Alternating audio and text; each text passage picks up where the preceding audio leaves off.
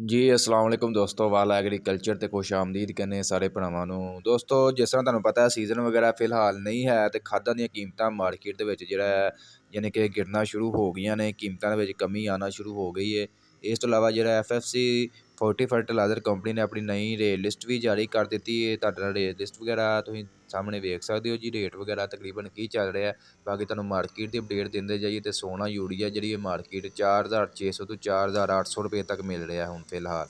DAP 11600 ਤੋਂ 11800 ਰੁਪਏ ਤੱਕ, ਜਿਹੜੀ ਪਹਿਲਾਂ ਕਿ 12000 ਪਲੱਸ ਸੀ ਤੇ ਜਦਕਿ ਜਿਹੜੀ ਯੂਰੀਆ ਸੀ 5000 ਪਲੱਸ ਸੀਗੀ।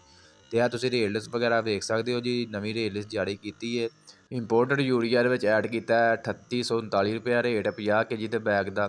ਸਰਸਬਜ਼ ਨਾਈਟ੍ਰੋਫਾਸ 9177 ਰੁਪਈਆ, ਸਰਸਬਜ਼ ਕੈਨ 3624 ਰੁਪਏ, ਸਰਸਬਜ਼ ਯੂਰੀਆ 3839 ਰੁਪਏ ਹੈ, ਸਰਸਬਜ਼ ਕੈਨ ਗਵਾਰਾ ਜਿਹੜੀ ਹੈ 3643 ਰੁਪਏ, ਸਰਸਬਜ਼ NP 25 kg 4569 ਰੁਪਏ ਜੀ, ਸਰਸਬਜ਼ DAP 13307 ਰੁਪਏ, ਬੱਬਰ ਸ਼ੇਡ DAP 50 kg 13317 ਰੁਪਏ।